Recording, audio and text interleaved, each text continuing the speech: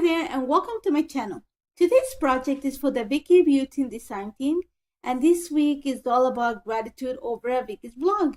And I love Thanksgiving, and I love the fact that I get to do a gratitude journal. And since I'm already done with it, I'm taking my time to document some of the things that I'm grateful for. And in this time is my sister and my mom. We're very, very close. It's always been the three of us. So it was only fitting that I create a page about them too. So I pull a few pictures and I transform in black and white because I want to have this idea that I want them to pop.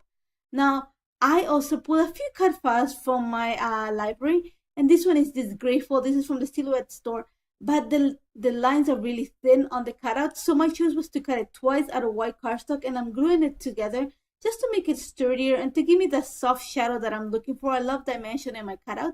And you're going to see that I use all the details because I want to make sure the cutout the title is really detailed. Now, I did the same thing with the word, and this cut file is from Citrus Twist Kit. You can find it for free. So I cut it twice out of white cardstock. It's called Always, and I'm gluing it together just to make it sturdier because I'm going to transform it into a glitter word. So for that, I'm using some matte gel, and all I'm doing is I'm adding a thick coat of the gel onto the word. Make sure that it's quite a thick coat because you're going to make sure that the glitter sticks to it. So all I'm doing is I'm using Vicki's water brushes, and I'm just going to add, like I said, just think of it painting the word. And once I have that ready, and I'm going to leave it aside a little bit to get the, this is like the consistency of glue. So it's going to get tacky and it's going to dry clear. So don't think it's going to dry white. It's going to dry clear. So once I have all the work covered in the gel, I'm going to go ahead and add glitter. And I'm using actually a piece of parchment paper at the bottom because I found that glitter doesn't stick to it. It actually runs back into the bottle, and I do not like glitter because of the mess effect. But I find that that's one of the best ways to control the glitter problem in my house. So I set it aside to dry. It's going to take a little while to dry to make sure that nothing starts falling apart. Now I'm just bringing this little piece of navy cardstock just to give me an idea how everything is going to set. But as I'm working with it, I am loving the fact of the contrast of the picture and the title on the dark background. So I have changed my plans, and I'm going to go ahead and create the background for this layout using navy cardstock. And this is from American Craft. So all I'm doing is I'm bringing Vicki's mask stencil. This is from the new collection. And I'm going to bring in yeso. And all I'm going to do is use my stencil brush. So you're going to see that I'm going to add a little bit of the yeso onto a piece of acrylic. I'm going to use my stencil brush. I'm going to use the big one in this case, just to spray it around. Make sure that it's a thin coat of the yeso that you have on your brush. And then I'm going to go on a circular motion on top of, this case is the flowers. These are the masking stencils, just to create the flower shape onto the cardstock. Very thin application. You don't have to go heavy with the yeso, just a little bit. It's going to show. The more yeso you add to it, the whiter it's going to get. But even if you want it like as white as you can get, you have to probably apply 2 or 3 coats. So just a little at a time, let it dry a little bit, and then go ahead. Now, I did not want like really white. I just wanted like the haze at the back. I wanted the look of the flowers.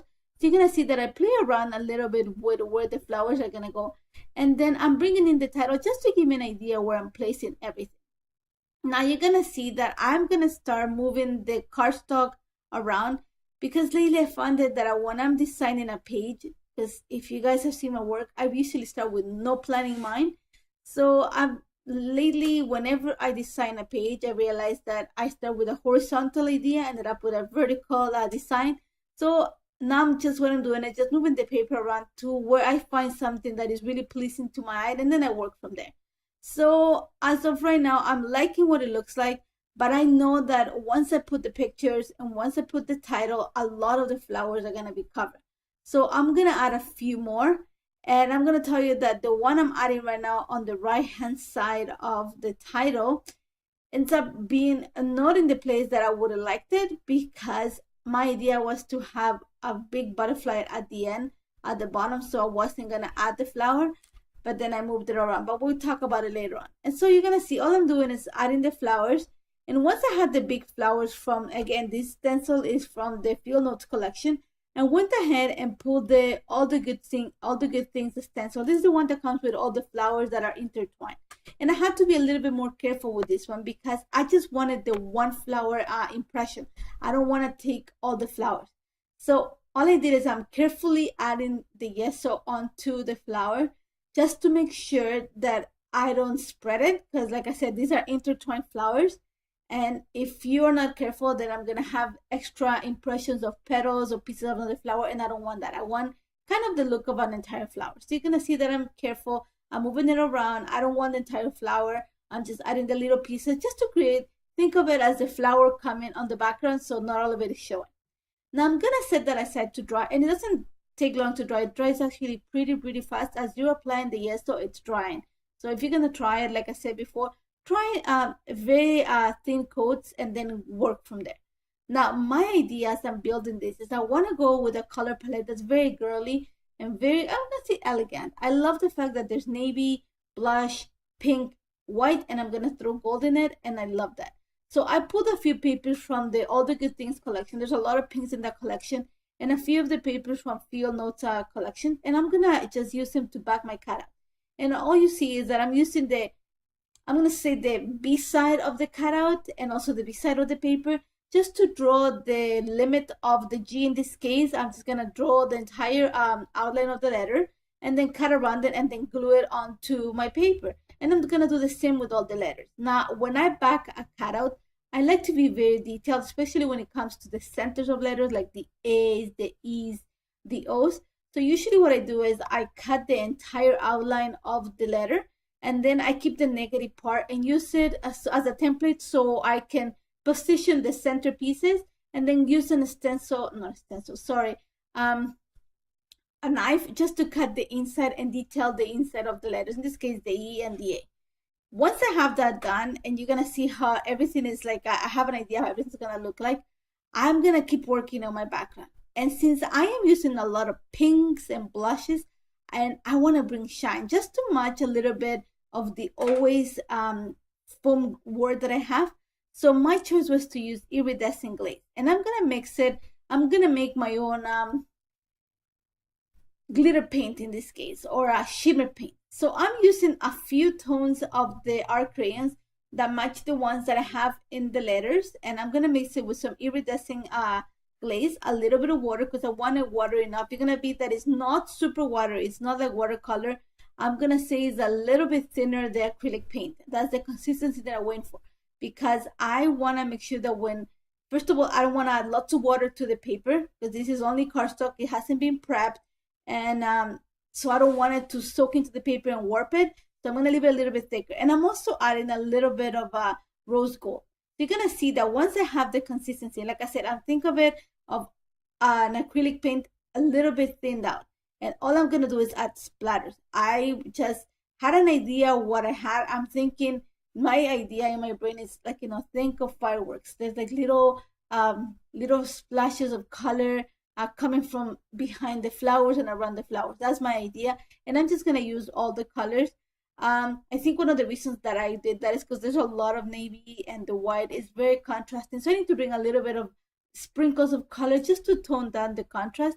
So all I'm doing is adding the splatters, and I'm using Vicky's water brushes just to add the splatters. If you can see the consistency, I don't know if you can see it, it's not watery, so you're gonna see it's nothing run. I add a little bit of water just to make sure that it moves around a little bit for me to create the splatters, and that's about it. Now the good thing about having this consistency is that when you splatter, it doesn't it creates these little round dots. You're gonna see the splatters. Okay, they moved a little bit because I, not very smart, lifted up the page, so it moved a bit. But if you leave it like that, it's gonna give you this really nice round drop, which I love. And I set it aside to dry. Again, this took a little bit longer to dry because again, this is a combination of, I'm gonna say, watercolor and glitter glaze. So sorry, not glitter glaze, iridescent glaze. My apologies on that. So it's gonna take a little longer to dry than the gesso. This was, I think, the longest part of this process, but love it. I love what super simple background. There's a lot of impact, and it has to do with the contrast of colors and the fact that there's little pops of color. It's not nice it doesn't show on the camera, but you should see the shimmer. So pretty.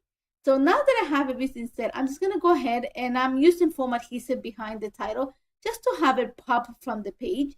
And I'm gonna do the same with the word always. Now the word always, I went and looked for foam adhesive that was a little bit thicker in this case, so because I just wanted to be a little bit higher than the word grateful.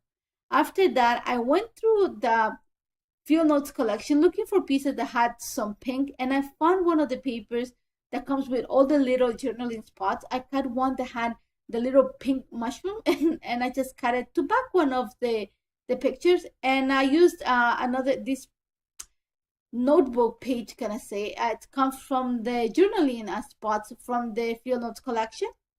I added a piece of vellum in between the picture and the paper that I'm using, and then I just added some foam adhesive and added them at the bottom of the title. And I'm just gonna go ahead and keep with the same tones that I'm using. So I'm looking at pulling out pieces from all the field notes collection that have a lot of pinks and blush in it, just to add some accents around the pictures.